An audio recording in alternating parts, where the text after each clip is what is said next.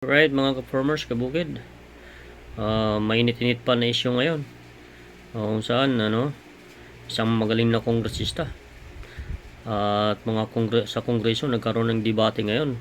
Tinatalakay nila ngayon yung mga hiram-hiram na pundo.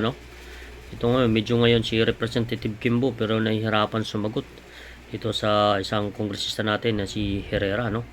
So panoorin natin muna mga kabukid. Maganda to, mainit-init pa.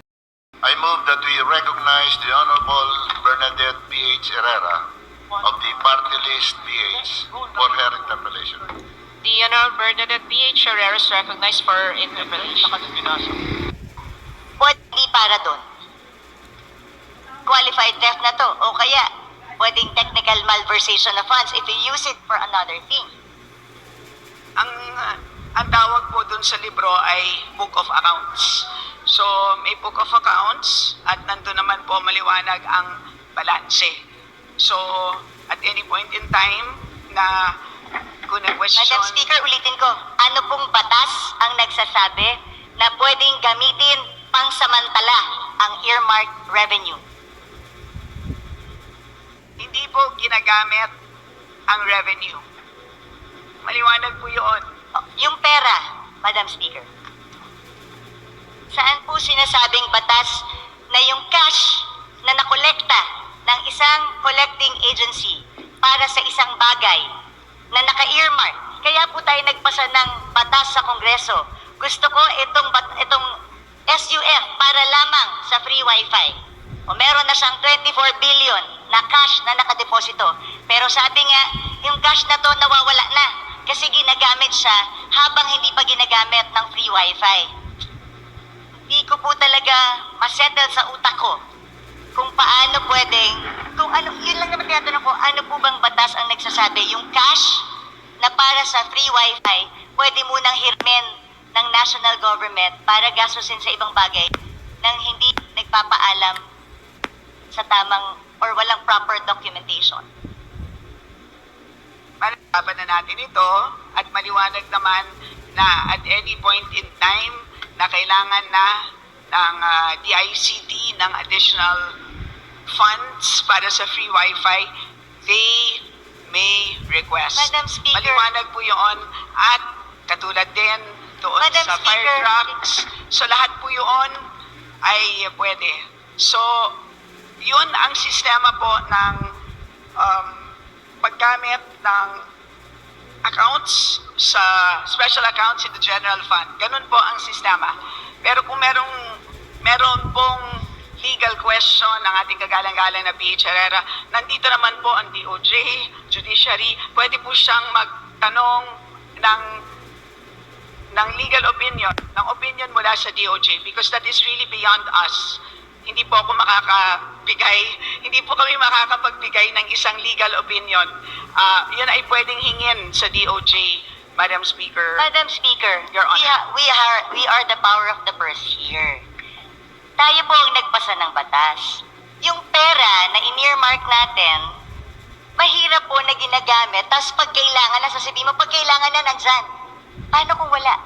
Hindi ba ganun yung mga estafa cases? Hindi ba ganun yung mga pyramiding scams? Na pagka umutang ka ng pera, for such a, di ba, tapos biglang pagkailangan na, hindi mo na makuha. Pwede mo i-demanda yung taong yun. Ang sinasabi mo kasi, at any given time, ang defense mo is at any given time, pwedeng hingin ng free wifi yung budget. Eh, paano kung walang pera ang gobyerno? Sa akin, hindi yung it's readily available. That's not the point. Ang punto dito, pwede bang gamitin para sa ibang bagay ang cash na inalat ng Kongreso para sa isang particular na bagay? Hindi po excuse yung sasabihin natin, available naman pag gusto ng ahensya eh. Anong difference ito dun sa DAP? Well, ang tawag po dito, Madam Speaker, ang tawag po dito ay cash management by the national government, and this is under Executive Order number 449. Yan po ang mandato ng ating National Treasury. So, kung meron pong legal question na gustong pang talakayin ang ating kagalang-galang na PH Herrera, ay pwede naman niyang itanong sa Supreme Court kung gusto niyang talakayin pa ito. But as far as we are concerned, at any point in time na hihingin ng ahensya ang earmarked revenues na yan, dahil maliwanag po, mas maliwanag pa sa alas 8 ng umaga ang balanse nila, ay demandable po yan. Madam Speaker, hindi nga po maliwanag sa tirik ng araw yung balanse. Alam mo yun. Hindi maliwanag kung magkano ang balanse ng mga earmarked revenues dahil natatraffic sa Bureau of Treasury. You and I both know that natatraffic ang kanilang balanse sa Bureau of Treasury because nagagamit ang pera tapos naghihintay ngayon ng balancing or reconciliation. Madam Speaker, this is not a legal question. It is also a management of cash question. Dahil at the end of the day, nangungutang nga tayo dahil kulang yung pera natin eh. So paano kung biglang may magandang programa ang isang departamento? Can we assure them that there's cash? So bigla tayong we earmark this certain, ini-earmark natin ito sa bawat use niya. Kasi gusto nating i-make sure that the money is there at lagi siyang pwedeng gamitin. Tandaan natin, if yung humihiram ng pera ang may control kung anong ibibigay niya, then magdadamot ako ngayon sa pagbibigay kasi ginagamit ko eh. So they have the control eh. If you have the control, diba? Kunwari ikaw ang may control ng pera, kung ano ang pwede mong gamitin at hindi. Tapos may humihinging ahensya sa'yo. Kung ginagamit mo yung pera, hindi ka magiging generous sa ahensya ibigay kahit mayroon silang tamang programa. Kasi you're making use of the cash available.